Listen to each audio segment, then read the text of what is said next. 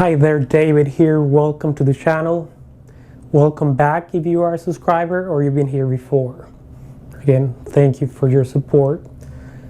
Today, I'm going to be sharing what you could consider a vegan diet, part number 2 from the prior video that I posted, with the difference that this is an actual rating of the best foods, the top 10.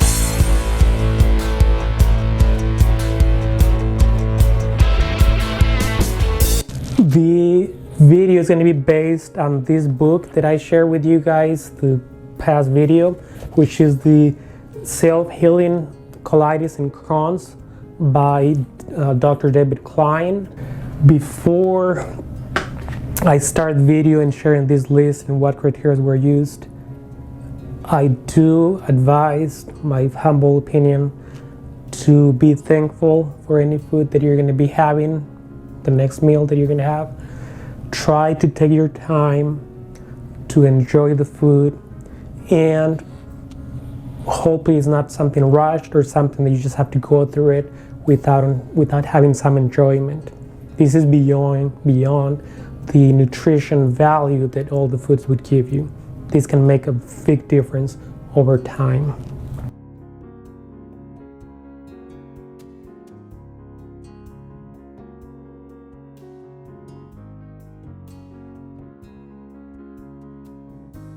There were 4 points or 4 criteria that were used to determine the top 10 or the whole list, but I'm just going to be sharing the top 10 or top 11 because the last 2 actually had the same score, so it's tied for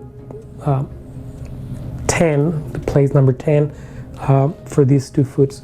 So the first point that I'm going to be, or that this study was based upon, was how edible and how tasteful or delicious the foods are. Okay, so the scores is going to be 0 to 25, 25 being the best, 0 obviously being none. So how edible they are and how tasteful or how delicious they are. That's the first point. Second point, it's a negative.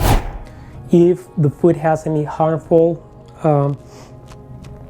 effects, harmfulness, you can score from 0 if it's neutral with no negative effects or negative harm, up to -100. If it's completely harmful, then you may get -100, which I didn't see any, but that's how the score was used. The third point is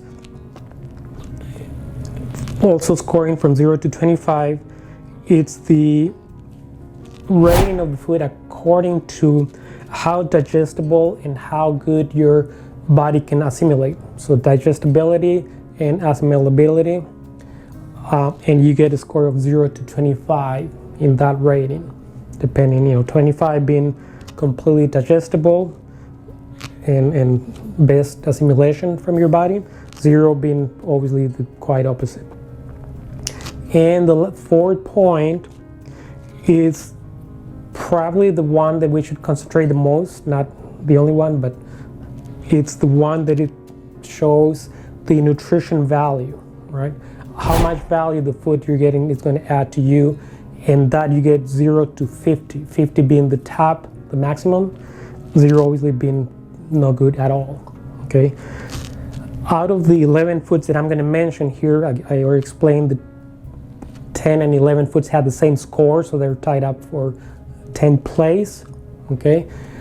The only difference was this last point that I mentioned. So all these 11 foods that I'm going to share had perfect scores except on the nutrition value, okay?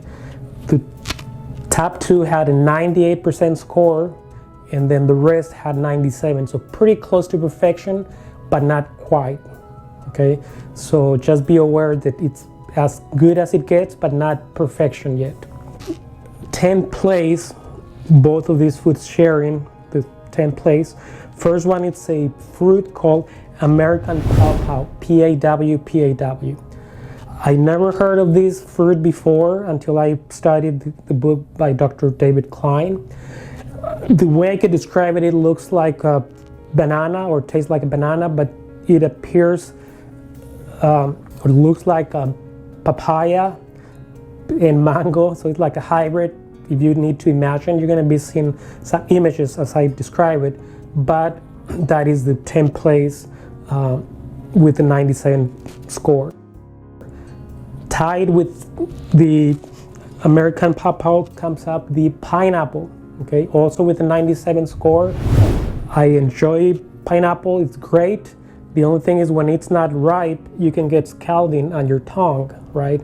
So that's just a matter of getting it ripe, getting it in the right time. But I found in my experience that it's tricky. It's not always easy to pick up the right ripeness of the pineapple. So those two are number 10. Number nine on the list is the pecan. The pecan, which is a nut grown on trees, comes up in number 9 with also 97 score, and I'm happy because I have an option to substitute the peanuts, which I'm crazy about, but peanuts actually only came up with a 72 score, which is very low, and they could have some harmful effects. Again, all these I figure out studying the book. So that was number 9 is the pecan. Number 7, it's the pepper, but the sweet red. You may find it as a bell pepper, or you may know it as that here in the US. It's a pepper, but it's sweet, okay? So not super cheap, but you can split it up. They're fairly big. It's easy to find them, at least here in the US. And you can make good recipes, add them to rice, to pastas, combine them with other foods. So the bell pepper or sweet red came up in number 8. Okay, also with score of 97. Next up we have the walnut. Again, happy myself to have another option instead of peanuts. And the walnut, it's not super cheap, but somehow easy to find. And walnuts and pecans are meant to be used in small amounts, eaten in small amounts, or you can use them in pies or other foods. So I don't need to eat as much as peanuts, because I figured that was part of my problem with peanuts, that I always eat too much. I love them, they're cheap, but they're not the most healthy foods, or not as easy to digest. Okay, so in number 7, it's papaya. Great fruit, highly recommended. I love it. It can be mixed up or added to smoothies, to shakes, by itself, with cheese, cottage cheese. It's very versatile. Again, sometimes it's a little hard to find them in the right ripeness, but you can get it if you try or look up different places. So the papaya came up next. Then we have the mango. And there's different types of mangoes. I like specifically the Mexican one, small one. In Mexico, I remember they used to be called also Manila mangoes. I think it's the type of mangoes that grow up in the Philippines. They're smaller, they're very sweet. It's a little fibrous, but nothing to worry about. And price-wise, they're not too expensive, and you can find them through the good part of the year. So mango, it's the 5th item on the list. Next up is grapes, all type of grapes, the white, the purples, reds, etc. It's not hard to find. Price-wise, they're not super expensive, but not cheap. It's kind of in the middle, at least here in the US, and they're very easy to digest.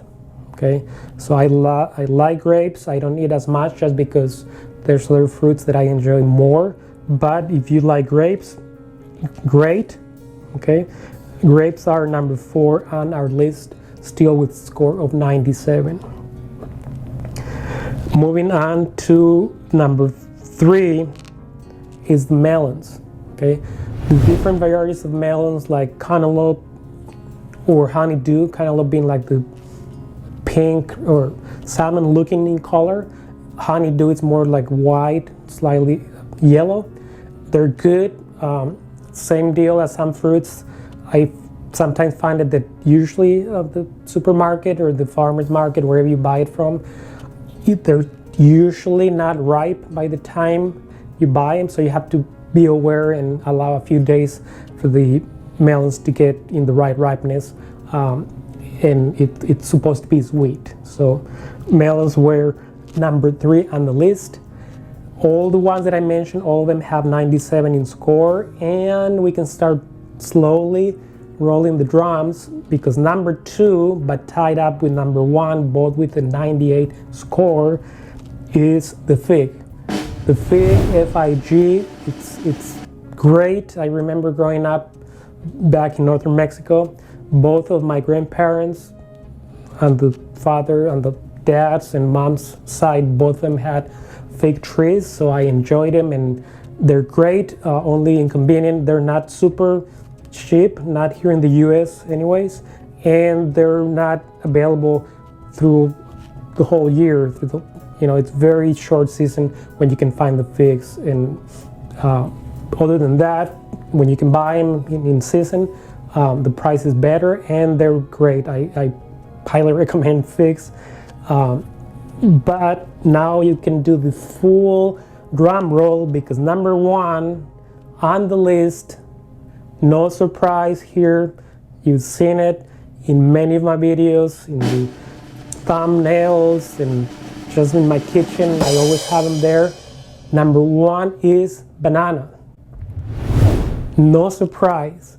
Banana is easy to find all year round. They're very affordable. You could say they're cheap, and they're very versatile. I have them with cereal sometimes, other times by themselves, and more often in a shake or smoothie. Okay, I usually buy, I would say, at least 5 pounds, maybe more, probably more like 6 or 7, if not more, every week. I love them, and banana is the king in my list for what I just explained. Thank you if you made it this far in the video. Again, be thankful before eating. Take your time and enjoy. Food has a nutrition value, but also it could be more than that if you try to use these humble advices that I have from experience of good versus bad practices of eating.